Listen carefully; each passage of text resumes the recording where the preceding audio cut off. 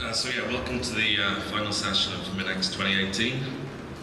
First up, we have Steve Wilson of Patterson Cook, and he'll be talking to us about the future of tailings management.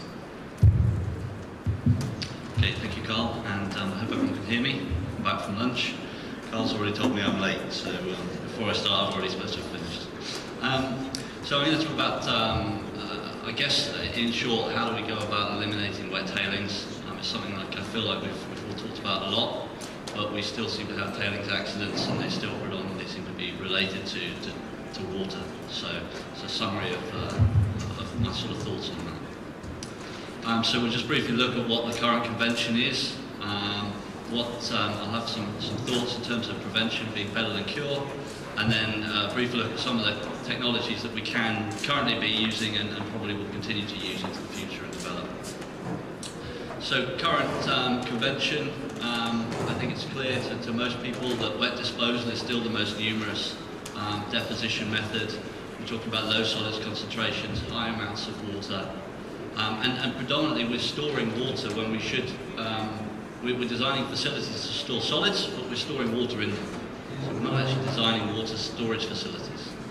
The current alternatives that are in play at the moment tend to be high density or paste thickened tailings, filter tailings, and then we can look at combinations of those with inlet disposal and also bringing in mine backfill to try and reduce the amount of material we're storing on the surface. But what is the motivation for change? Now, there's a risk coming up here because I've put a video in this. I hope it works. It's quite a powerful one, I think. So we'll give it a go.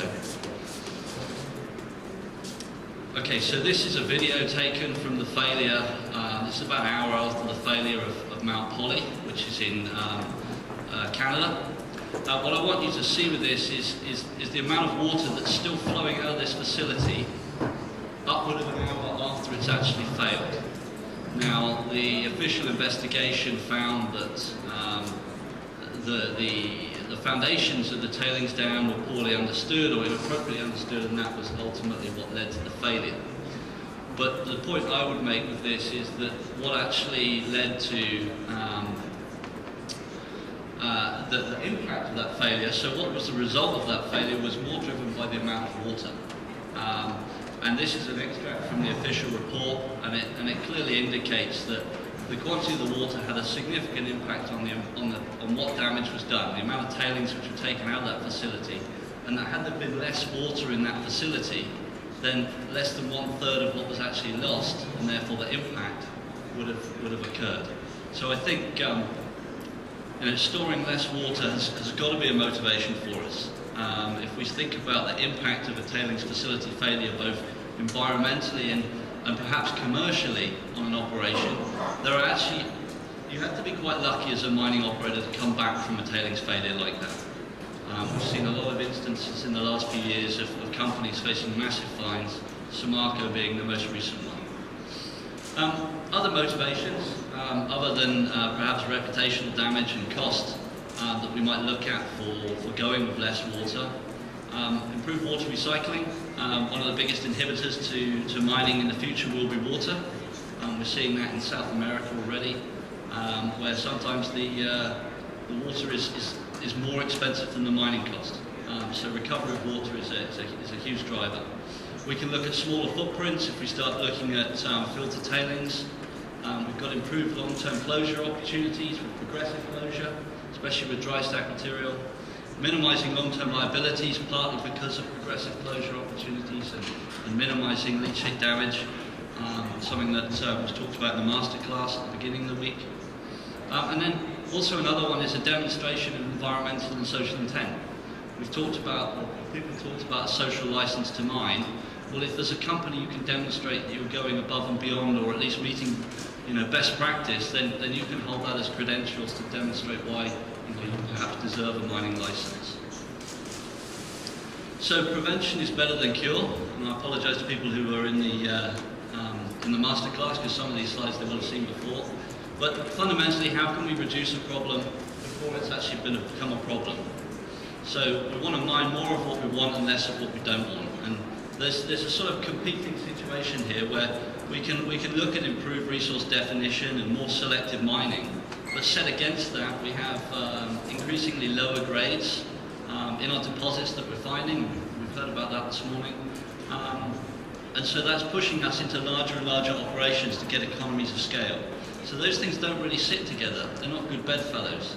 But there are still some things we can do. So we can mine less in the first place, then we can process less. So if we look at things like head grade optimization or pre-concentration, so things like ore sorting, coarse product flotation, dense media separation, what we're doing there is we're giving ourselves the opportunity to get rid of the material we don't want to process, so we're not mixing it with the tailings that we do want to process, so we're actually reducing the amount of material going into the process plant. And notwithstanding the environmental drivers for that, there's obviously huge commercial benefits to that as well.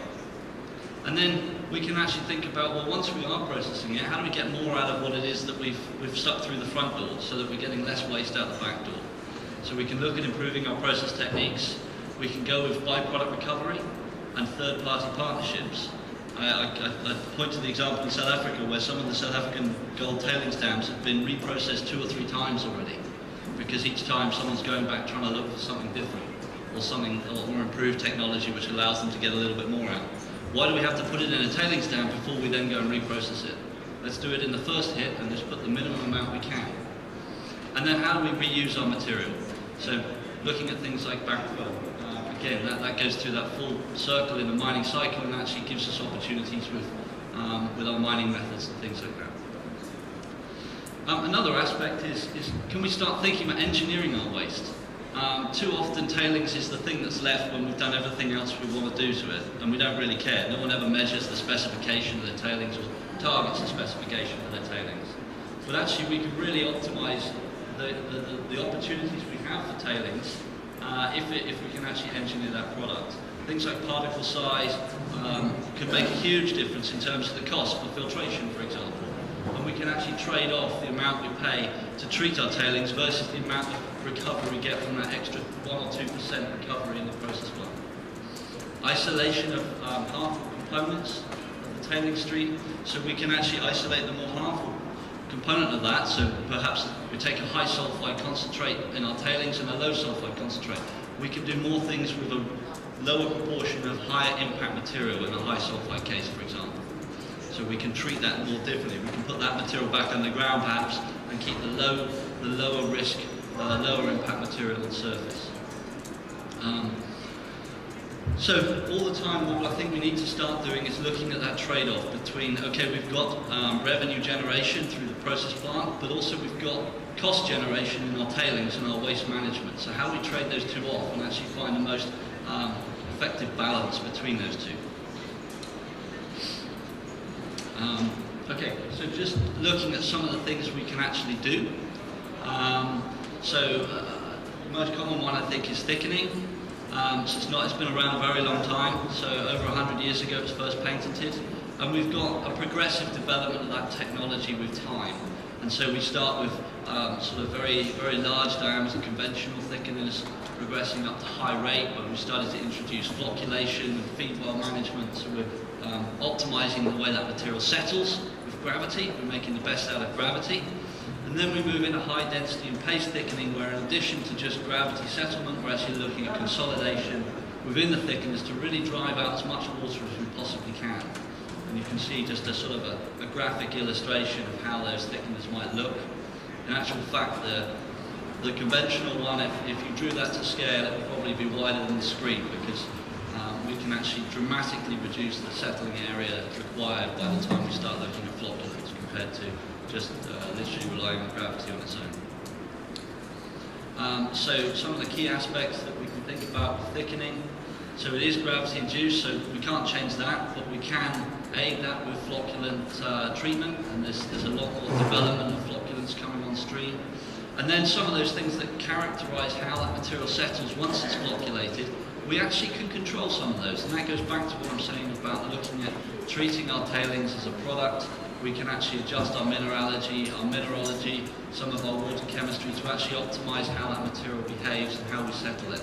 And then there's technological benefits we can introduce in terms of bed depth and raking and things like that. So I think there's still some way to go with it. I've got a slide on paste tailings.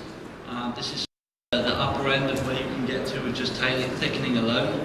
So this is often where people are looking to go to, because on a cost magnitude basis, there's a big step now if we go up to filtration tailings, which I'll go to in the next slide. So this is sort of where you're going to get to if you go with thickening alone.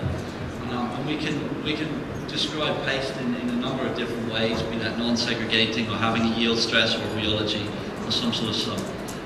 But really it is the ultimate you can get to, which is thickening alone. And there are some considerations that you've got to put into whether that's the right choice for you.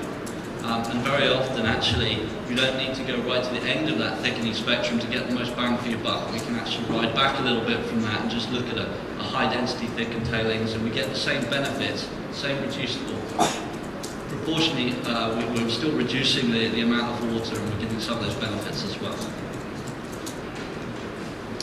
So where thickening is going to go in future, and I think it has to go there, because ultimately it will still be here. There's a lot of drive to move to filtered dry stack tailings, especially in the light of some of the more recent tailings dam failures. But there is an order of magnitude cost difference. That step change between thickening and filtering is huge. And so there will always be a commercial pressure to stay with thickening. So we have to recognise that and see what we can do about that. And there are some things we can do. And ultimately, the biggest benefit I think we can do is improve confidence in the technology. And we can do that through applications of knowledge and techniques and improvements in the technology. But actually, if we can give people confidence that they're going to get a product that they expect at the bottom end of it, then we can actually then really look at how we focus that onto the tailings management. Another aspect is the pumping. It's always been a challenge, the transportation of thickened tailings, because the cost of that, again, there's this step change in the cost of transportation of high density material. But we're starting to see increasing size and technology in the pumps, which is bringing down cost because of scale factors. So those sort of drivers that are there, they're being met progressively by the industry. Finally, talking about the filtration, this is sort of a family tree of filtration. But when we're talking about tailings for surface disposal, we're broadly only talking about belt filtration, horizontal belt filtration, or plate and frame pressure filtration. I'm not going to talk too much about the technologies within those, but just in terms of why would we be doing it? And as I say, there is an argument, there's a growing call for it to be the default. It's the gold standard, and there will become increasing social pressure, regulatory pressure to meet that requirement. And we're sitting now with clients who are telling us we have to have filter tailings, and from a technology perspective and from a technical perspective, it's not the right answer for them, but they're basically telling us we've been told we won't get a permit unless we go with filter tailings. So that pressure is there, and it will always be there, and it's going to grow, but it's not always the right answer. Cost-wise, it's still an obstacle, but we will see that starting to get addressed. Regulatory pressure will force people into it, and there's nothing we can do about that. But I think if we can also get a better handle on our long-term liability costs and reputational cost of getting it wrong, that actually has, it's not a wonderfully tangible thing you can measure, but actually if you start factoring that in, those liability costs into the future, it doesn't make filtration cheaper, but it does demonstrate that the other costs are actually higher than perhaps we appreciate. So just quickly now, just looking at mine backfill and in-pit disposal, both are considered positively, and I think we'll start talking about void resource. There's drivers and pressure to utilise disturbed ground or underground space for storage of our tailings, so we're not taking up virgin ground for the storage of material. And I think, so looking at underground voids and open pit voids will become more and more important, and I think increasingly those opportunities are there. Again, technology is helping to drive that. Just in terms of mine backfill, when we're talking about tailings, we've got two principal variations. We've got paste fill or hydraulic fill. They have their right place, one or the other, and I'm not going to get into the detail of those, other than to say that if you go with a hydraulic fill, you're only taking a portion of that tailing stream, so you're always going to have a portion you still have to manage somewhere else. And unfortunately, it's the most onerous part to manage because it's the finer part. So there are drivers perhaps to go with a paste fill solution. And then one opportunity with it is the opportunity to selectively put different parts of your tailing stream underground. So I talked earlier about separating out, for example, high sulfide material. If we can break that portion out and put that material underground, where we bind it up with cement, treat it, sterilize it geochemically, we can actually then, with the result material keeping our surfaces less onerous and going to have less impact. In-pit disposal, okay, these things are huge resources for us, but often one of the biggest challenges is schedule. We sit with a client at the moment that they've got an open pit mine and they've got an underground mine, and we're trying to get them to look at rescheduling so that by the time they're mining underground, the open pit is available to put their tailings into, rather than, in this instance, it's the other way around. So being able to move that void resource so that it becomes available earlier in the mine life gives us that opportunity. But that requires the mining department talking to the tailings, the environmental department, so we'll break down some of the silos that exist in these things and think about the whole picture more holistically.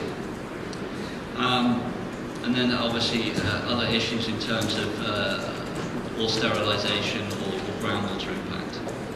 So final slide. It's absolutely clear, I think, to most people in the industry, it's certainly clear to me that we've got to reduce the amount of water we're storing on surface. It's the only thing factoring against us in my mind is cost, and I think as soon as people start to think about how cost impacts on them elsewhere, both in terms of liability risk and closure risk, I think we'll start to see some improvement there. Filter tailings, there is, as I say, going to be increasing clamour for people to consider filter tailings. You see in British Columbia now, you try and permit a wet facility there. After Mount Holly, you're going to be pushing a rock uphill, there's no doubt about that. So we've got to find ways to drive the cost of that down, but also increase the appreciation of some of those other costs. So that's generally what I wanted to say, just to sort of, I guess, bang the drum again about storing less water in our tailings facilities. Okay, thanks very much.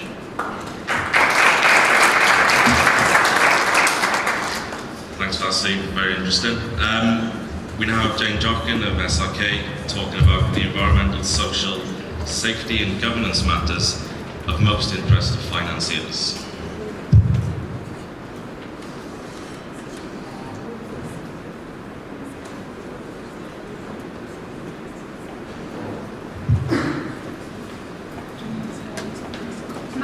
Experience that enables me to talk on this subject.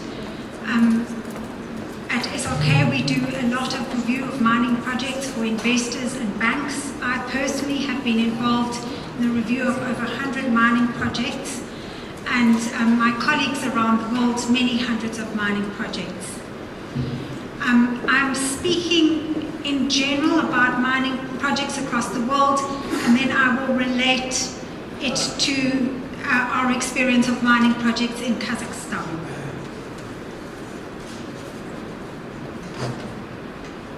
Our experience is that these are the matters of most interest to financiers when they look at mining projects.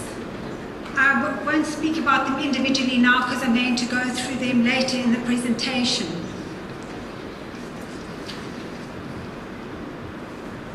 When we look at mining projects, we do due diligence reviews and then we report on the findings. The findings are normally reported by two means. They're reported through mineral resource and ore reserve reporting, or linked to the IFC performance standards and the equated principles.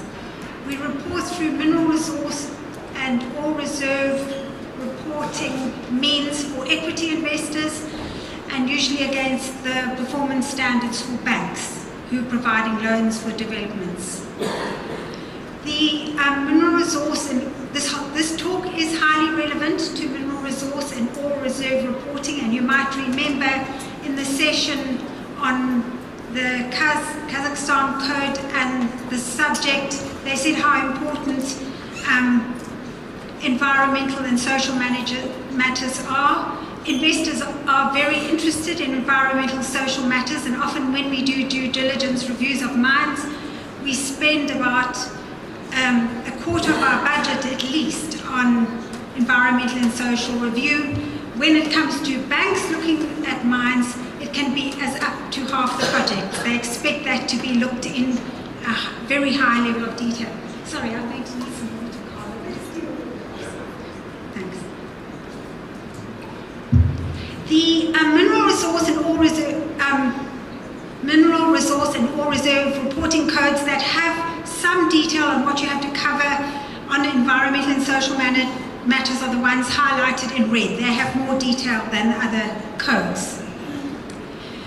All the mineral resource and ore reserve reporting codes have this requirement that's highlighted in red, and that's environmental, social, and governmental modifying factors are taken into account when converting mineral resources into ore reserves. Now that tiny little requirement, that tiny little statement is actually hugely loaded.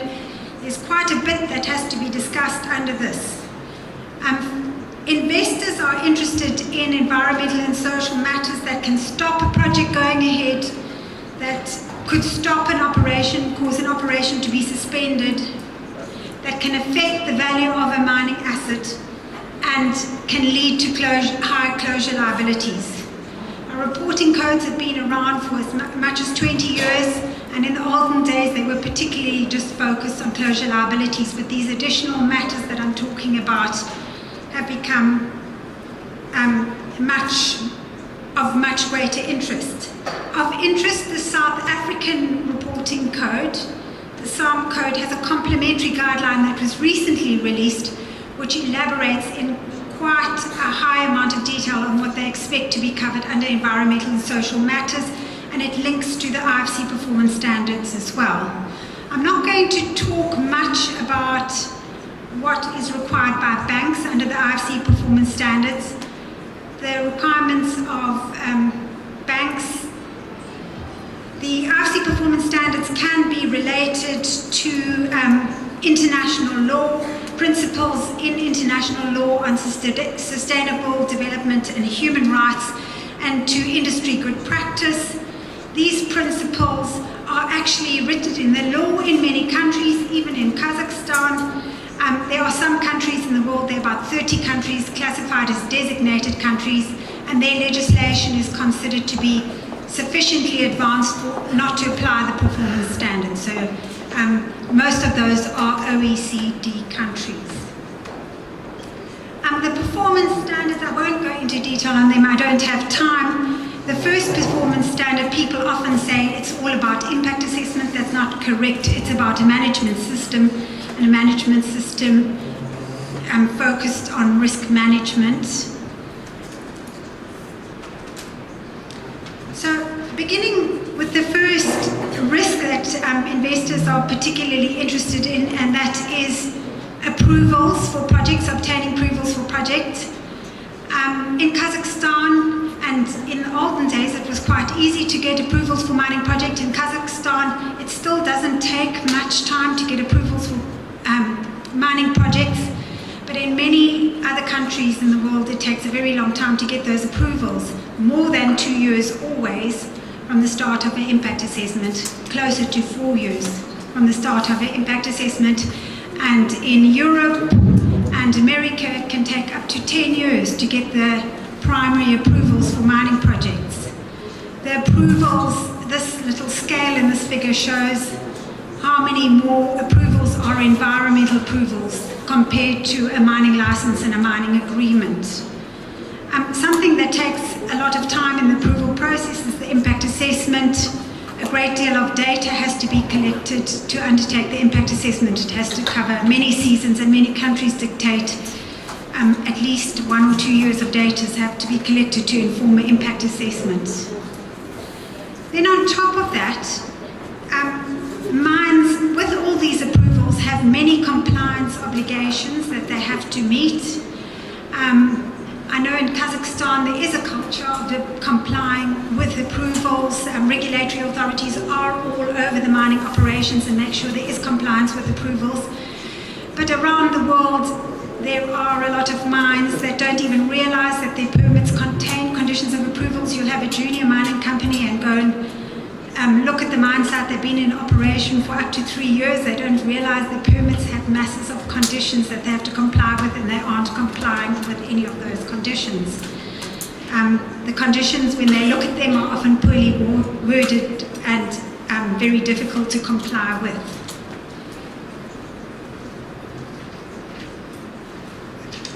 The next thing that I'm going to talk about is social risks. Most mines around the world in their mining contracts or agreements, including in Kazakhstan, have a requirement to deliver socio-economic benefits. That includes local employment of people, local procurement of services, and to deliver community benefits. In Kazakhstan, mines are used to meeting these requirements and they're not too onerous, but in other parts of the world these conditions can be very onerous, and the mines are at great risk of losing their licenses. The mineral mining agreements can be cancelled if they don't meet their requirements to deliver socio-economic benefits. When projects have their communities that have to be resettled, investors are interested in 3 things. They're interested in observation of human rights in the resettlement process, and they almost always like to know that the IFC standards are being observed, the requirements of the IFC performance standards on resettlement. That is a world standard on that. They're also interested to know about the agreements that are reached with communities, because it can take a very long time to reach those agreements. It can take more than 2 years, even several years. I know of circumstances, say Ghana, for example, where it can take several years to reach agreements with communities. And then also when the resettlement processes are completed, if the communities are unhappy about it, they've been known around the world, unhappy communities, to enter mine workings and stop mining operations, and to block mining operations by blocking railway tracks or roads. I know in Kazakhstan the population density is very low, and a resettlement is often not a big issue. On this slide I'm going to go very quickly because I'm going to run out of time. Where projects are in areas of high biodiversity, investors are interested in knowing that that's not going to stop a project going ahead, and also it can take a very long time to get approvals for the projects. A great deal of study has to be undertaken, lots of consultation with stakeholders. Project has to be very, very carefully defined to minimize impacts, and biodiversity offsets often have to be agreed for that project to go ahead. Water impacts, we're getting onto the things that have always been big problems associated with mining projects. So these are been around for a very long time. And water risks are the ones that result in the greatest fines in the mining industry across the world these days. And they even lead to suspension of mining operations. In my experience, I've been consulting for 25 years.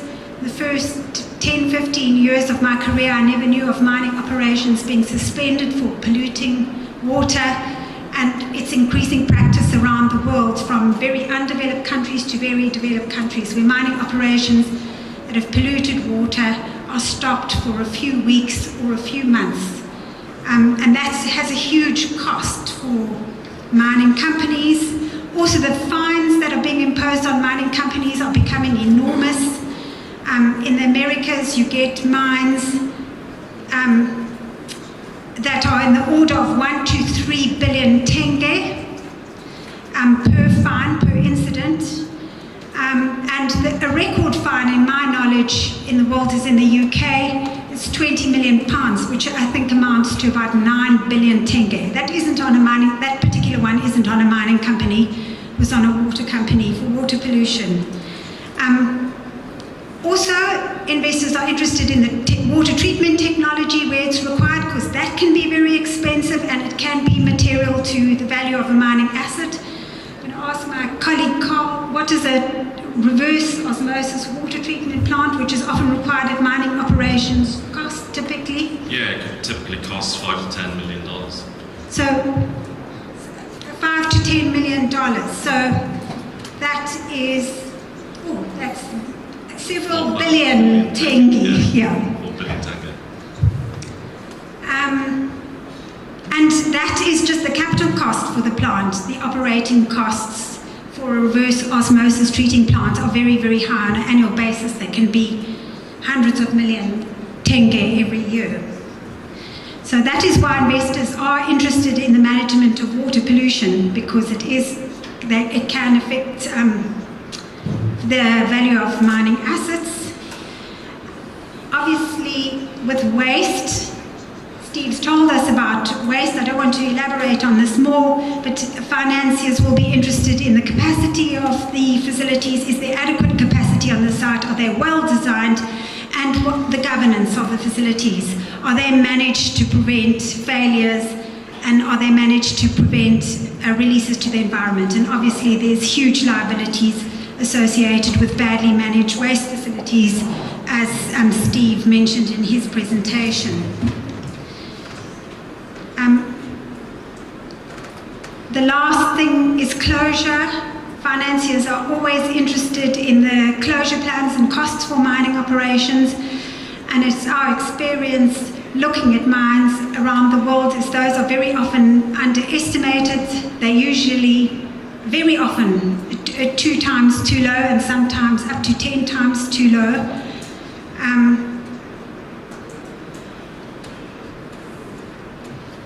And obviously with environmental risk management, investors want to know that there are good management systems in place and that there is effective stakeholder engagement in place. And by stakeholder engagement, they particularly mean engagement of local communities and regulatory authorities. Just touching on my experience in Kazakhstan, we've looked at many mining operations in Kazakhstan. For the investor or financier, I would say something that's really positive about Kazakhstan is it's quite easy to get the approvals. There are not many years involved in obtaining them. There generally is a good culture of compliance, although we have sometimes not seen good practice. A good culture of delivering socio-economic benefits, and usually resettlement and land acquisition are not challenges. On the negative side, we see, and it's linked to that very quick permitting process, you don't have these huge detailed impact assessments that have to be undertaken in other parts of the world. And the baseline data as financiers or investors will often judge that isn't enough to properly define impacts and risks and to work out what is the best available technology for a particular development to minimize risks and liabilities. We also see in Kazakhstan that there is a huge preoccupation with pollution payments for emissions. Mines have a huge administrative burden associated with this. And I think sometimes this can distract from good practice because it takes up so much energy and time. We also see sometimes the ongoing monitoring is not sufficient, and socio-economic impacts and biodiversity impacts are generally not well defined. And then variable at the mining operations, all mines in Kazakhstan do have stakeholder engagement in place. It's not always following international practice, but it is following cultural systems through AKIMs and regulatory authorities. Sometimes it's very good and sometimes not. Another thing, all mines in Kazakhstan have management systems, environmental management systems, health and safety management systems, and usually energy management systems. Sometimes these are really, really good, and sometimes they're not particularly good. The same is true with water and waste management and closure planning. Some mines we see very detailed closure plans, and others, the closure plans only look at the waste facilities and neglect the rest of the infrastructure at the mine site, such as process plants, etc. That's the end of my talk. Thanks for that, Jane. Spot on time as well. Next we have Ian Duncan of MINEX Consulting and Orbis, and he's going to be talking about the integration of an alertness system to the business operating system. Thank you very much. Before we start, I am acutely aware of the irony of talking about alertness in the middle of the afternoon after lunch, so I hope nobody falls asleep during this, but maybe I will be able to inform you as to the reason why you may be feeling sleepy throughout this presentation. So this afternoon I'm going to discuss a little bit of background on MINEX and Orbis, the case for alertness and productivity, deployment and integration of such an alertness and productivity model into your operation, the benefits to your business, and if you want to contact us afterwards for any information as well. So about us, MINEX Consulting is in a strategic relationship. We're a health, safety, environment and business performance consultancy in a strategic relationship with Orbis. We have offices in the UK and Australia, and we have work across the globe. Just as a quick intro to some of the services we offer across health, safety and improvement, we're really focused on the triple bottom line approach to your business to give you true value from health, safety, environment into your business productivity to increase productivity and lower costs where required. Some of our clients are, as you can see from here, from aviation to construction to mining to rail, and we're across a very diverse range of industries. As I said, we're an international consultancy operating across the globe, and we have a wealth of experience in other countries as well. So let's get into it, the case for alertness and productivity. So as a bit of a background, cumulative fatigue or sleep debt, occurs through waking up early. Many of us may have done this to get a flight here to Kazakhstan, or we wake up early to go to work. We may have experienced this when we're working shifts, or even indeed when we're getting up on the weekends to bring children to soccer practice or so on. When we continue to work at these times, our body's not used to or be awake, we increase the likelihood of accidents and incidents, and I think many people will be aware of this. I am sure that many people would have experienced a number of incidents in their operation between 3 and 6 o'clock in the morning, or even in the afternoon between 1 and 3 o'clock in the afternoon. Now, it's of interest that in recent years, as we progress into research around sleep and performance, that we see the long-term effects of poor sleep or lack of sleep coming to fruition, unfortunately. And many of this research has been conducted in operations such as manufacturing or industrial settings, military, and in nursing as well. And as you can see here, there is a whole host of negative outcomes associated with this, such as an increase in blood pressure, obesity and weight gain, which we see very prevalent in shift workers, and sleep disorders as well. So when we're awake, we have hours of wake, and we'll use across the x-axis here, we'll have time in 6-hour epochs or time periods. If we're awake for 17 hours or 24 hours, we see a correlation between our hours of wake and blood alcohol equivalency or blood alcohol concentrate.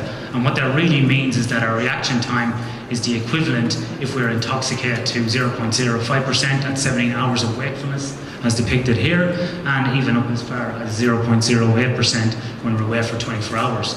So that means if you're awake, commuting to work, doing a 12-hour shift and driving home, on the way home, you may have the same reaction time as someone who's intoxicated to that level.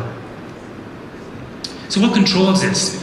We've got something called circadian rhythm, or circadian system, which you may have heard of, coming from the Latin-based word circa, meaning about, and dia, meaning a day. And this is controlled by this small cluster of cells in the brain at the base of the hypothalamus, called the suprachiasmatic nucleus. That will not be on the test, so just don't worry. It's just the SCN, you can remember that today. This small little cluster that sits here. And that's controlled by external natural light.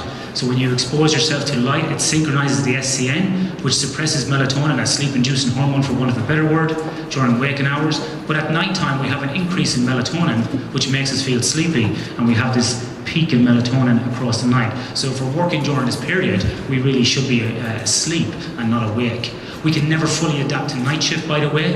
If you have people who say they adapt to night shift working, completely, it's untrue. No person can do that. We are diurnal animals. We are meant to be awake during the day and asleep at night. About 1 in 3 people, or 33% of people, don't get enough sleep, and we see these statistics coming out from Australia, the US, Western Europe. About 1 in 3 people have a sleep disorder. There's over 80 recognised sleep disorders at present. In Australia, we see some unfortunate data coming out from Deloitte Access Economics in conjunction with the Sleep Health Foundation, which says that 394 Australians, that's more than 1 a day, will die in an accident due to a lack of sleep. And it's also been a contributing factor to over 3,000 deaths in 2016 and 17 in Australia. So a very, very advanced kind of country in terms of industry and technology. In mining, we're all too familiar with these incidents. We have seen these happen too often during 3 o'clock to 6 o'clock in the morning or in the afternoon. And we see many people on shift work experience these. And this is why we have these countermeasures in place, such as windrows in operations to stop these whole packs or whole trucks going over the edge. And we see the highest prevalence of shift workers in many countries like Australia and Canada related to the mining industry. So it's these type of incidents that we are trying to negate or eliminate. When we look at some of the research on shift timing and shift work, we see here in the top left-hand corner the difference between the different shifts. So night shift is more inherently riskier than day shift or afternoon shift. We also see here in the top right-hand corner that the more hours of work we do, the more we become fatigued and the greater the risk. And here again, successive shifts from days versus nights, the more work we do, the general increase in risk that we may have. And this is very important when we're working in remote operations, such as fly in, fly out. We might have 2 weeks on, 2 weeks off, or a month on, a month off. In processing, we see some terrible incidents, and one that we have here is the BP refinery incident, with 15 deaths and 170 injuries, and lack of sleep and fatigue was a contributing factor here. At the time, BP had no corporate or site-specific fatigue prevention policies or maximum shift work guidelines, and indeed, the oil and gas industry at the time didn't have much in the way of recommendations. However, since 2010, IPECA and OGP have released some documentation on fatigue management indicators, which are well worth a look. I'd highly recommend you look at these, and I've contributed to the development of some guidelines for fly in, fly out and fatigue management in the oil and gas industry. Now, not all hours of work are equal. You may say to yourself, well, we have to produce 365 days of the year, 7 days a week. However, not all hours are equal. We see that productivity is reduced across night, and we see we have a dip in the afternoon, which is very much the same as what's called a circadian rhythm, because we're not meant to be awake at this time, so production is down. And again in the afternoon, right about now, where you all want a little siesta or you're nodding off in your chair, this is the time where you're not feeling so alert. And so it's my job to try and get you back up out of this dip and make you feel enlivened. No? Yeah, maybe. However, we see some research that shows that maybe we can do some innovative ways. Do we have to work during this time? And one operation in this study here avoided working in that circadian low between 3 and 6 o'clock in the morning, so they had just 2 shifts, a day shift and a night shift, and the timings are up here. And they avoided that. And what they had from 1 year to the next year was a 50% reduction in lost time, which in actual fact increases your availability of operational capacity, which will affect your bottom line by increasing productivity. And in some operations that we've seen in Western Australia, it actually costs us more to operate during this time as opposed to what we're making. So how do we deploy and integrate this into a business? Well, there's a number of factors we have to consider. It needs to be science-based, so we can't just make up our own data, we can't just invent our own system to put in. It has to be based upon the science out there in the scientific research, data-driven from data within your business, participation at all levels, from the general manager right down through to the operators, integrated into the existing business systems or the safety management systems, and not a standalone or an additional thing that people have to do. It must be owned and operated by the people, continuously improved and budgeted, just like any other system that you may have. So this is a model that we're working on currently. And so across the bottom you can see here we have the business case, the budget and the resources. Then across the business we will have project management and group representatives who will help us implement and drive or support this into an operation. And then we have to consider legislation, regulation, scientific input, the life of the mine, and asset management as well. And these are all precursors to this basic fatigue management system that we put in place before we look at alertness and productivity. And as you can see here across the bottom, these are a number of the number of the factors that we must consider when developing this basic model, from fatigue management standards, culture, education, and so on. As we go further up along here and we start to look at alertness and productivity, well, then we get into things like sleep disorder screening and management. We look at asset management based technologies, individual fitness for work, HSEC reporting and system integration, and now we're starting to look across the entire value chain for improvements. And this should be obviously supported by your executive committee and have a steering committee to support that, which then results in a communication strategy across the business, and then having some high-level data analytics, which many people have spoke about over the last few days, and with this continuous improvement, auditing and review. To measure the success of that, you need to look across your entire business in terms of measures and metrics, not just in the safety area, but also look at production. And I'll urge you to look into your data sets that are coming out of your assets, such as Modular and MineStar and other production-related systems. Look for the relationship between these two, because there is significantly, there's a number of low-hanging fruit here that we can hit. Human resources as well, and also from a financial aspect as well, because if we have an accident, for example, in those haul trucks that I showed, well, we're reducing our availability, which then leads to property damage, which increases labour costs, which then affects overtime, and so we have this kind of relationship going on across all of these metrics. One method that we advocate that transcends a number of project management methodologies is the simple plan, do, check, act. And as you can see here, there's a number of different steps associated with each one, but this cycle is really easy to communicate in operation and can be really beneficial in deploying such a system into your operation. So some of the benefits to the business: you can have quantifiable risk reduction, improving health and well-being, improvements in employee engagement. We've seen 80% of employees be more satisfied at work when we implement such a model. Obviously, reduction in incidents, improved quality and production rates. We have a levelling effect of production hour by hour, particularly on night shift. We see that production becomes more stable, loads per hour, tons per hour, and we see less delays at the crusher or back at the load units. Reducing future workers' compensation, and also developing internal capability of our HSE professionals and of leaders who may move on to other parts of the business. A few quick examples before we leave. Optimization of working time here. This was an integrated approach across a value chain. We reduced risk by 30 to 50% using biomathematical modelling, risk reduction software to demonstrate that risk, which indeed can be used for insurance companies to reduce premiums. We've increased value chain capacity in mine and rail operations by optimising the changeover of rail drivers here on the Pillar Rail system, and we got an additional 5 million tonnes per annum in capacity throughput on that main line, which is the largest privately owned rail network in the world. And lastly, optimisation of fly in, fly out. We can optimise the fly in, fly out schedule in terms of turnaround times for aircraft. We had 30% reduction in human performance fatigue risk over the entire roster cycle, and in addition we took out $250,000 per annum in operational costs. So we can really truly help health, safety, environment and financial costs as well. Thank you very much for your attention. I hope you enjoyed that. I know it's very hard in the afternoon, so I do appreciate you staying alert.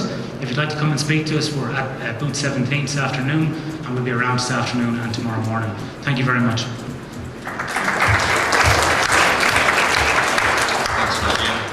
Spot and time as well, which is good. We now have Joseph Jordan, who's a professor at St. Esteban University, and he'll be talking about the state of the art in mining, environmental risk assessment and management. Well, Mr. Chairman, thank you very much. Dear colleagues, I'm very happy to be here today. And indeed, today I will talk about the risk assessment, risk assessment of mining sites. I am myself a geologist and geochemist, and the head of the applied chemistry department at my university. However, based on the presentations of yesterday and today, I slightly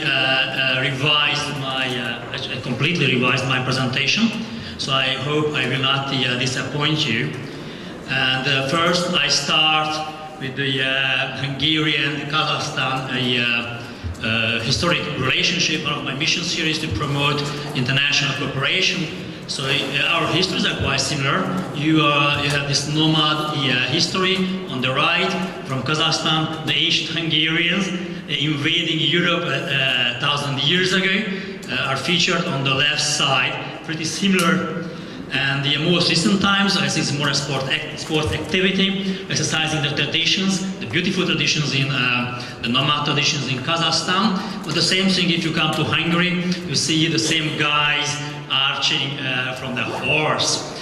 And then I guess these amazing performances from Kazakhstan are a major touristic attraction. But if you come to Hungary, you see the same guy riding the same horse. So we have the same history, same roots, and the same genes. I think it's the basis for cooperation.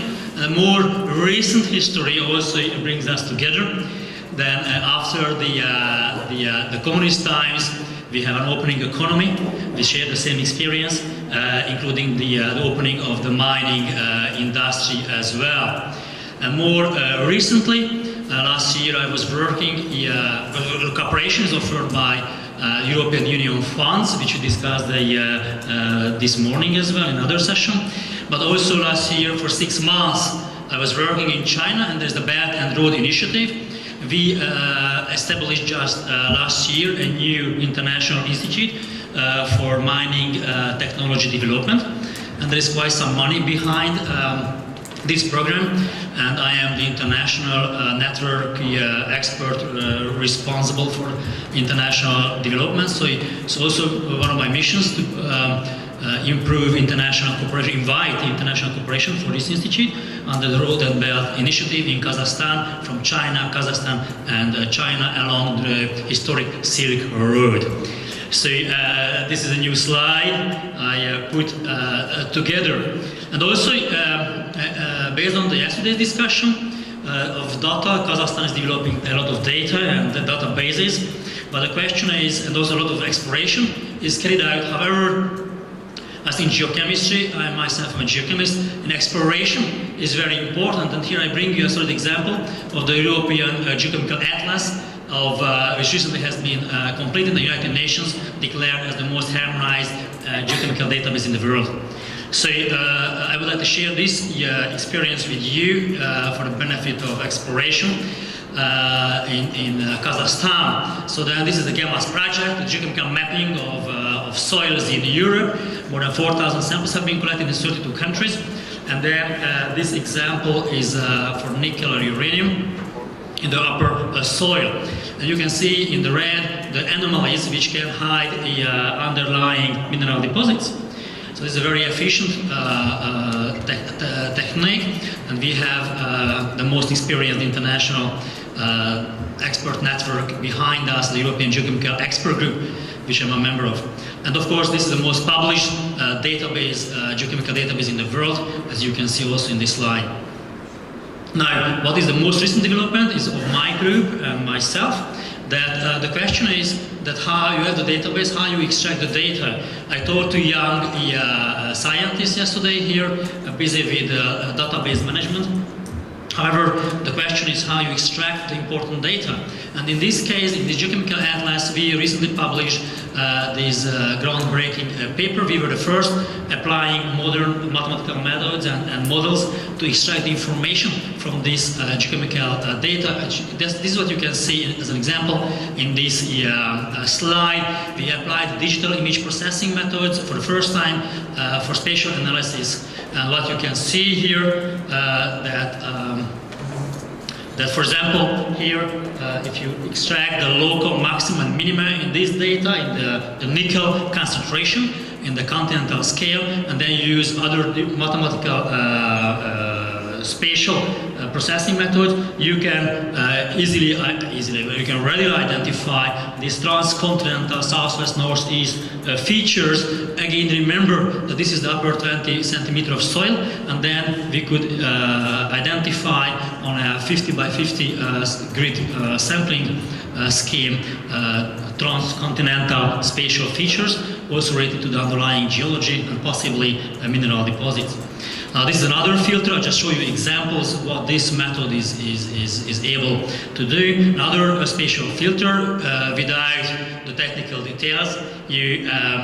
Without it's a pretty artistic, nice picture. Geologists will like colors, but we also like science. What you can see here in the red color, this is the last glaciation period, easily depicted and captured by these techniques. And you can also see again the southwest, northeast, transcontinental trending features, spatial features, which along the boundaries, the local maximum and minima of nickel concentration align up. This is the first time this feature has been ever seen in this continent. So this is the interpretation.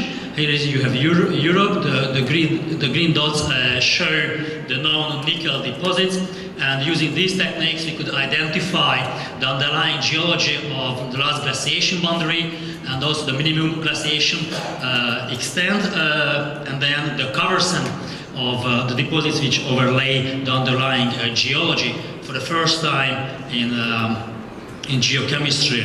And then also the risk origin features correspond to these spatial patterns, and the alpine orogeny, the underlying geology and mineral deposits could be captured and taken out from this data using these advanced mathematical methods, data mining techniques, and other features in the cladonites in the UK and elsewhere. So these methods, and of course we published this paper. I am ready to share. Please encourage you, send me an email. I will be glad to send you these papers.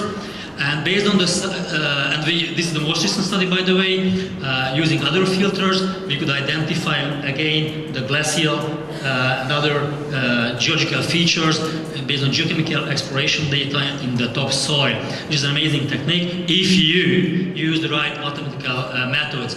And this is one of the most recent results. You see the chromium and nickel concentration divided, and then you can see here on the upper right corner that indicated by blue, you see it's captured by this geochemical analysis, the recent alpine geology underlying, and then the older continental, European continental geology. And this is an amazing feature, again, never seen before.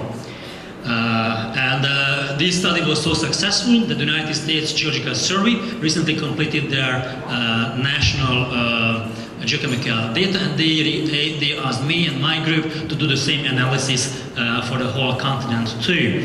So this is a very powerful tool, and so therefore the message is not the data is important only, but how you take out the information.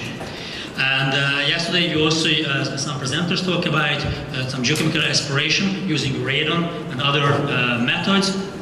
Again, the quality controlled measurement is important, but how you get the data, the information out, and let me show this to you as well. Those people who want to data mine the newly developed Kazakhstan national databases using these methods, that's what I'm offering here.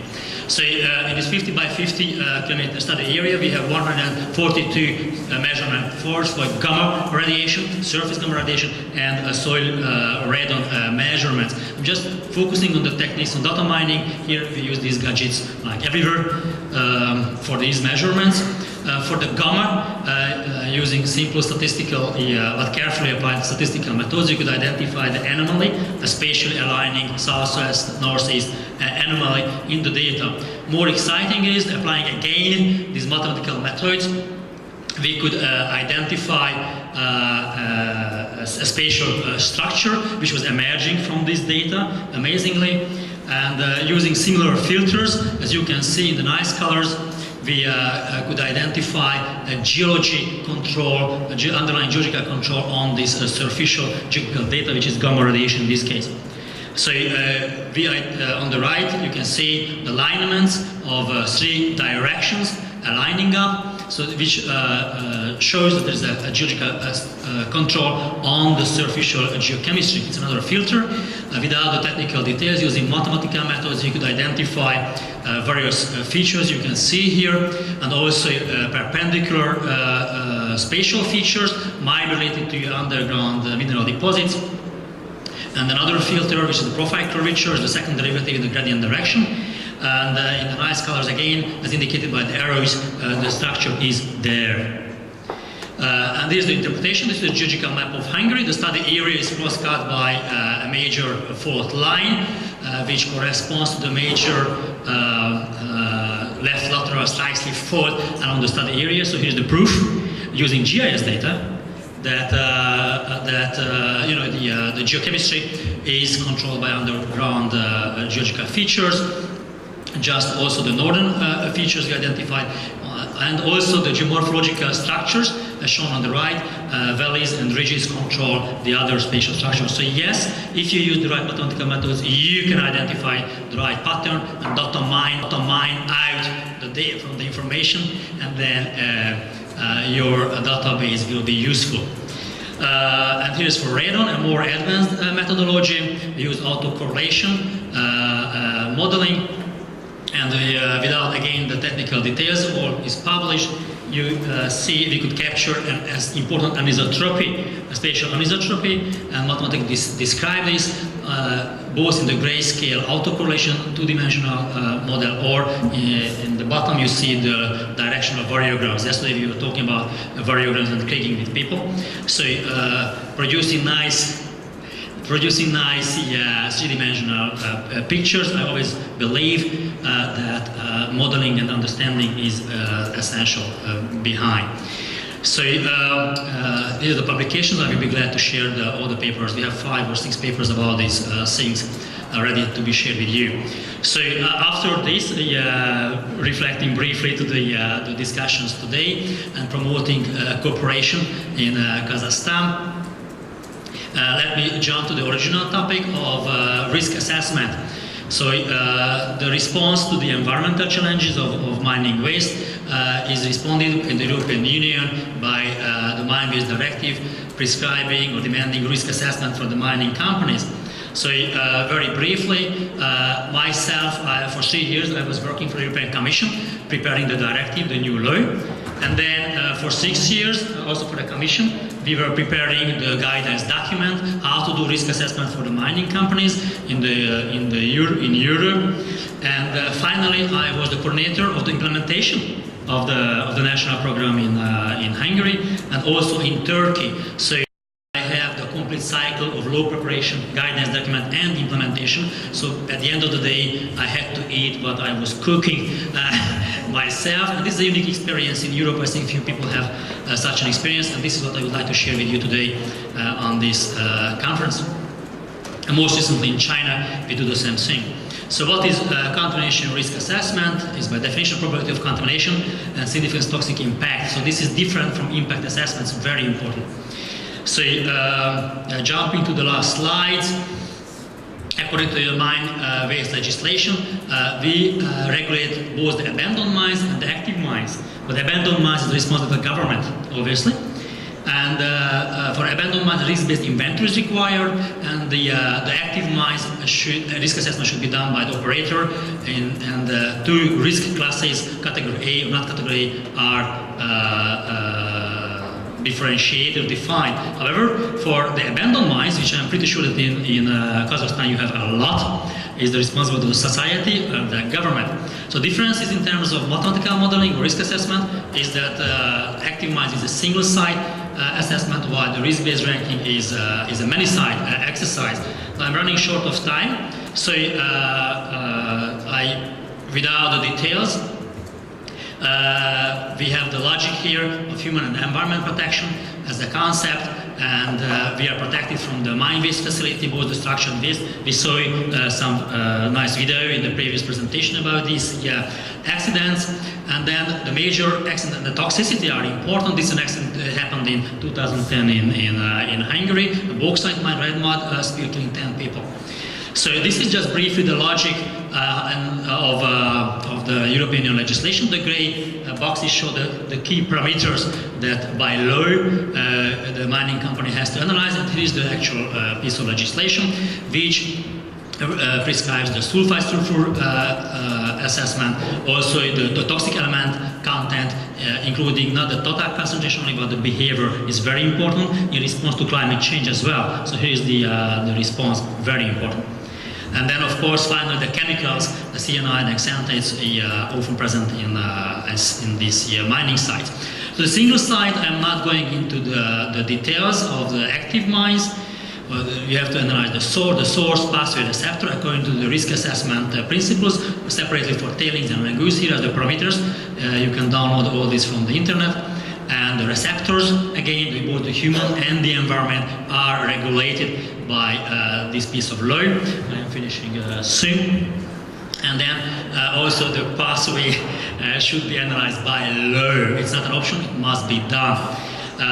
Many sites are more exciting. Here's the guidance document we developed from the source pathway receptor chain. And I'm bringing an example for us in Turkey projects, 300 mining sites. We analyzed and visited and measured a couple of parameters, providing also working with the local people, and then developed a supervised risk classification, which are shown here. I guess the PPT presentations will be shared, which you can study later. So then we provide a training in Turkey and elsewhere to government and industry people. And this is my closing slide, promoting exploration, geology, data mining, risk assessment, and offering training along European and Chinese funds. Thank you for your attention.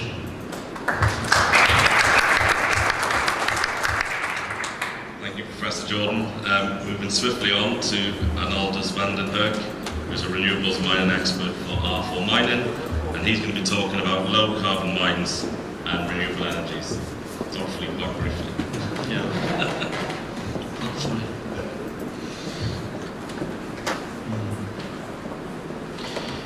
Good afternoon, ladies and gentlemen. I want to thank you, your presence here today, and I also wish to thank you, Arthur and Irina and their team, having invited me to these days to visit your beautiful country. And I want to ask a favor. I want you join me to give a strong applause to the organization and the sponsors and the great city of Astana. Thank you. I will have 5 minutes more, I suppose. Anyway, Astana, for welcoming here. I'm going to start to asking several questions to you. Who of you visited the Astana Expo 2017 facilities? The one? Oh, that's fine. So you can know now which kind of energy you will need in the future in your mines. And this is because, and about another question, does any of you has visited a solar power plant of 1 megawatt, for example? Nobody. And a windmill installation? Okay, fine, great. So this is very important because on future, this will be the energy mines they'll have, will have. I have bad news for you because this is I take this topic seriously. I estimate that in 20 years or sooner, 90% of the companies will go on bankrupt if they don't use this kind of energy. And why? This is because your clients, like the Chinese, will ask you for low carbon mines, because the banks and investors like European Bank told us yesterday will ask for you, and because for the Mining code is not fulfilled with the mining value proposition, and it does not have a strictly low carbon value, and shareholders will not invest in you. So finally, this is because the future, the mining workers also, they want to work in a high carbon mines. And why this my where it could be happen? This is because the 21st century era mines will be the key piece for the new society, because low carbon society means high metal society. 2 years ago, we make a survey about the needs for copper in the world, electricity made by coal thermal power plants. So that means the electricity produced by coal thermal change on solar and wind, and which be the total amount of tons of copper we'll need. The result was 240 million tons, which means 25 years of total world copper production. So yes, the problems are really great. But anyway, I don't follow to produce more low carbon copper. In that moment, in Chile, some Chilean companies using solar energy, they are putting the first labels or trademarks like green copper. And we'll see. Consuming, you cannot do this if you are consuming only coal coal, diesel, and gas. 21st century will be the century of mining for Astana, for Central Asia, and for the new energy. And I'm not the only guy telling this story. It's also affirmed in the Astana International Expo, and the future for Central Asia will be bright because low carbon society needs low carbon commodities, and you have a massive amount of reserves, and you are smart people, and these mines will become the hospitals of the planet, where low carbon commodity blood transfusions will be carried out to produce solar modules, to hydro turbines, windmills, electric cars, batteries, and geothermal tubes. And thanks to that, we will mitigate climate change, thanks to low carbon mines. So, shall we go to see my slides, right? I would like to tell you this because I think it's very important. So, this is 4 questions. Are renewables really for mining? Is mining really for renewables? Are the mines really for low carbon mining? Are the universities or business schools really for low carbon society? Are human resources and mining training departments prepared for low carbon mining? If we aren't, we need, because we told before, the new mission of mining is save the world. 21st century, no mines means no renewables, and the future of climate change mitigation. Then, in the last 4 years, I made several workshops worldwide in Canada, Chile, Peru, Australia, South Africa, London, talking about renewables and mining, and especially most of them, they were people from renewables looking for understand better what mining means.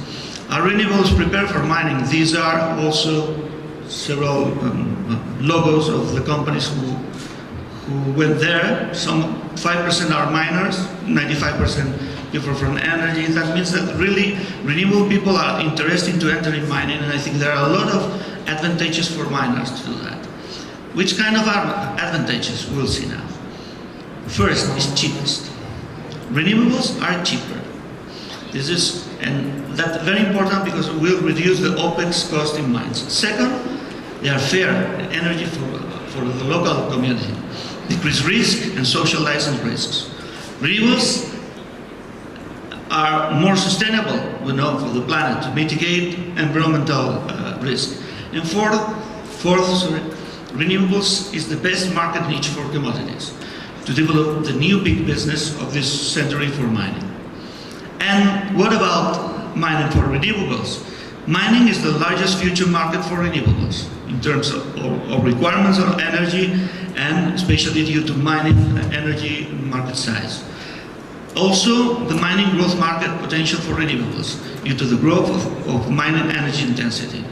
And mining are fantastic due to the fact that batteries and electric vehicles has an ideal market to make experiments and proofs and pilots to export to other sectors.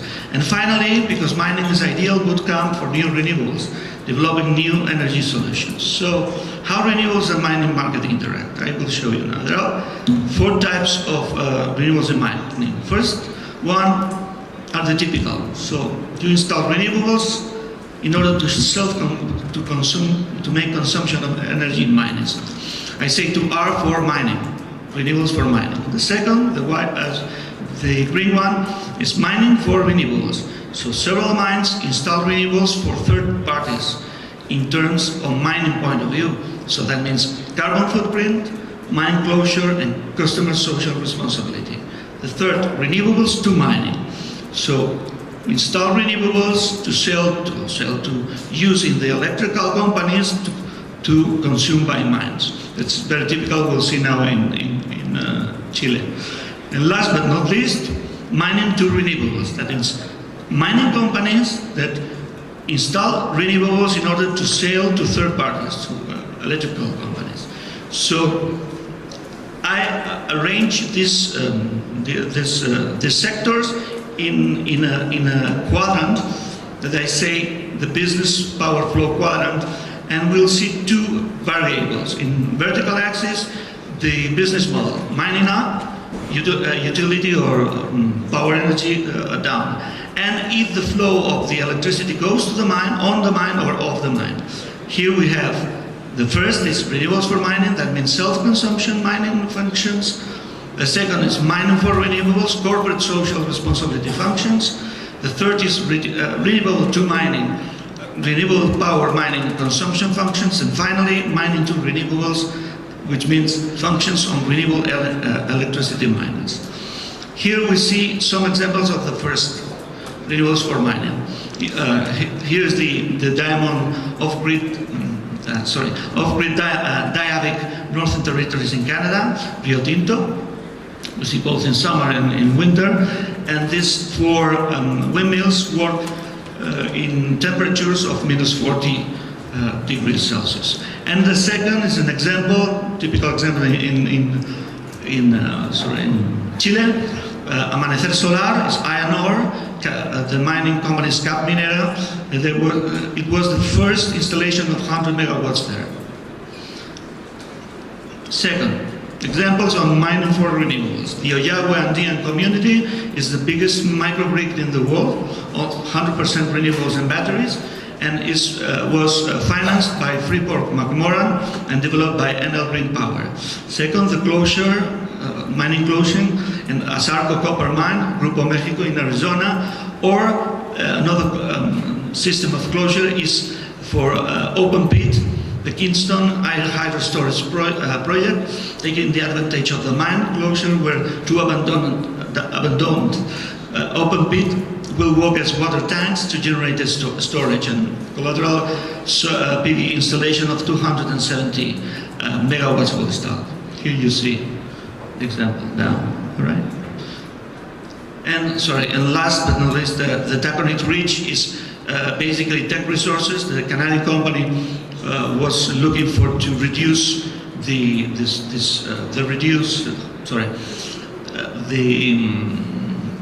carbon footprint, so they buy an installation or they promote the installation, but for third parties.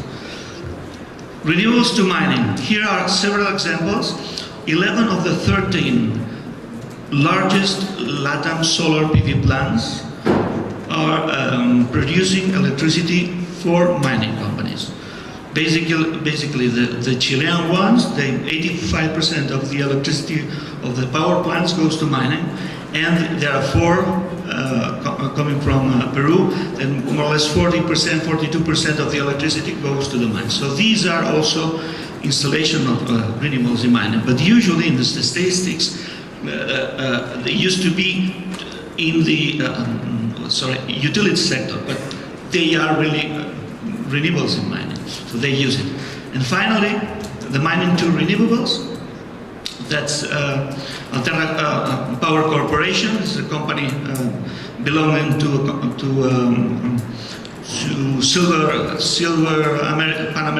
Pan American Silver Corporation. They have, for example, several examples like wind power, hydropower, geothermal, and solar. But the geothermal power is interesting in Iceland because they are selling electricity for Rio Tinto smelting. For smelt aluminum. So we see both sides in the same sector. And then we have other examples, but this is the most important. India. In the last 2 years, India is developing a huge amount of solar PV. And part of this amount of installation belongs to coal mining there. This is the example of Adani. Adani is now developing 10 gigawatts of solar thermal. Solar PV, so that means 10,000 megawatts in different places. And even so, they went last year to Australia to make an installation of 200 megawatts of solar PV. It's a mining company with in a thermal power production. And then Other examples are Tata Steel with energy and hydro, Vale, Rio Tinto, Vulcan, Glencore, and several companies working on this. So they produce electricity, they consume part of the electricity or not, but the majority of this electricity, or 100%, goes to third parties. This is the example of Glencore in Peru. So the question is, are miners ready for low carbon mines? Neither miners, especially because when a miner back at home after 2 weeks in the isolated desert, he or she doesn't have time to go on training. That's critical. They need to share with family and friends. So nor universities, nor business school, neither mining training departments or nor trade unions are dedicated in that moment to give this kind of knowledge to the new and the current workers. What should be learned? And this is my second, there are only 2 slides and I finished. This is an example of a product that we are developing now for the Peruvian market. There are 2 units of 50 hours. The first unit is current display on renewable energies in gold mining with the unit with 4 blocks. 1 block, basic concepts of mining and renewables, case studies, renewables for mining, application fields of renewables in mining, and finally, renewables and mining for social and environmental licenses. And then a second unit, more financed, with also 50 hours. First is market segments of renewables and in-world mining. Second, renewables mining and mining global financial models. Business intelligence and financial renewables in mining, and finally, new mining market, renewables, batteries, and electric vehicles. So finally, in order to get a summary, the key-driven ideas that I want to share with you are: first, mining commodities are inevitable for renewables. Second, renewables are inevitable for mining. Environmental? No, it's only the cost of renewables falls faster than the increase in mining energy intensity. And this is a great advantage for miners. Third, renewables and mining are inevitable for climate change mitigation. No mining, no renewables, no future for climate change mitigation. Mining and renewable business, now finished. Our business for the low carbon era. Mining new mission would be save the planet, but doing business. The same than the hospitals. In that case, our hospital will do metal blood transfusion to renewables and hospital and businesses. Nevertheless, are you trained to accomplish this mission? I don't know. These are some of my information. This is a report made by World Bank talking about the growing role of minerals and metals in the low carbon future. And this is the last sentence of Mr. Al Gore. There is an old African proverb that says, if you want to go quickly, go alone. If you want to go far, go together. We have to go far and quickly. And that means that we have to quickly find a way to change the world consciously about exactly what we are facing and what we have to work to solve it. And mining is critical.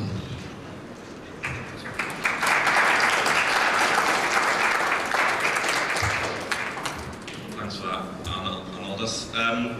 We now have a bit of time for Q&As. Time for 2 questions. We also have on the panel Assam Manteva, who's the Director of Technological and Innovative Development Department in the Ministry of Investment and Development for the Republic of Kazakhstan. So feel free to answer the question of any of our panel members. You can go up to the microphones.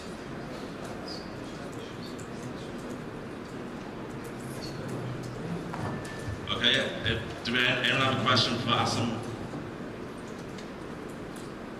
in the room?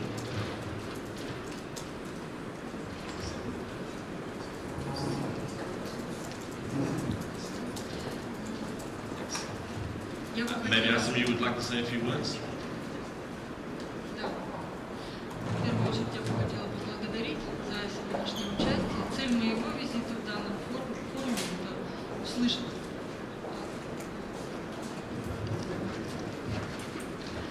услышать от международных экспертов, что необходимо сделать Казахстану еще, чтобы процедура ликвидации и консервации месторождений соответствовала международному уровню. Я не так давно работала в сфере недропользований и также принимала участие в работе по разработке кодекса о недрах.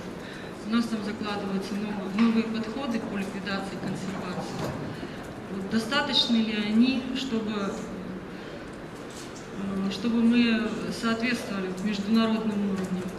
Какие необходимые условия создать правительству, чтобы заложить высокие стандарты? Вот. У меня вопрос к Джейн Джоун.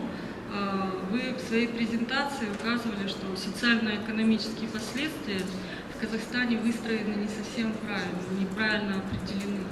Могли бы вы немного раскрыть, каким образом нам необходимо, на что обратить внимание именно вот по ликвидации и консервации?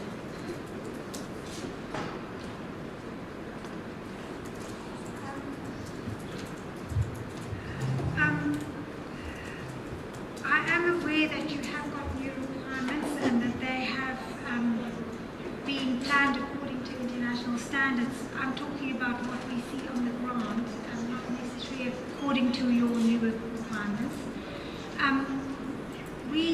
When we have looked at mines in Kazakhstan, they usually have closure costs for their waste facilities, but they don't have closure costs for all infrastructure at a mine site. The closure costs for process plants, for example, will be omitted.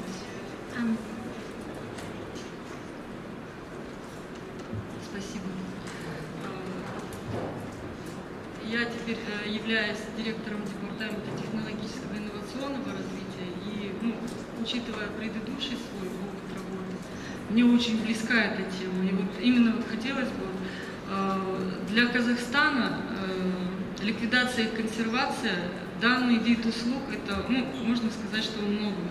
И вот чтобы заложить стандарты, да, какой международный опыт нам пригодился? Именно вот правительству, как бы вы могли подсказать, что нам необходимо предпринять? Может быть, какие-то стандарты, может быть, инструменты какие-то в виде законов или каких-то преференций, или нам необходимо развивать венчурный рынок?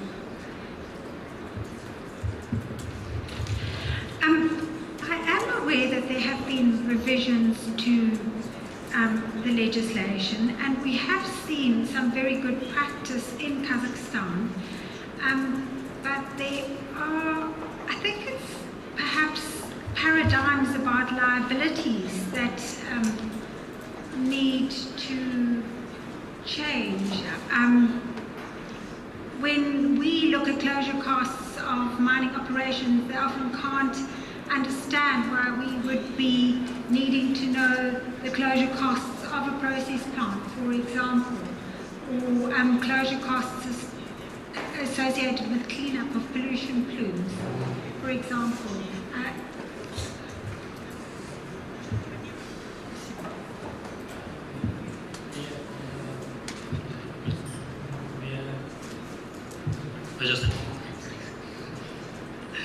I'm not an engineer, I'm a geologist. Anyway, just in response to your question was partly addressed in my presentation, that I think one of the strong aspects of the European Union Mine Waste Directive, it puts a lot of emphasis on details on the mine closure. So then I suggest we can communicate later on this, how the Mine Waste Directive, the European Union legislation, controls indeed the mine closure, both for financial, liability, and technical aspects. I'm very glad to share this with you. But just commenting on our experience, we do find that the mine waste, the closure costs for mine waste facilities are often very well defined here. It's the other parts of the mining infrastructure that are sometimes neglected. I have a question. Just a question.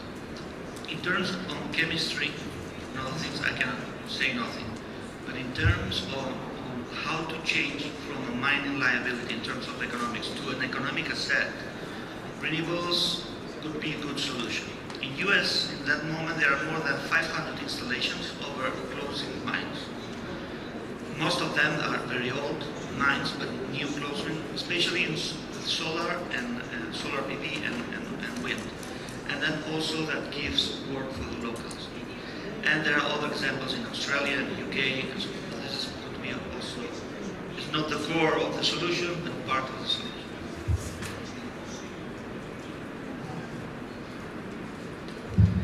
Okay, thanks all for attending, and I'll see you in the roundtable discussion.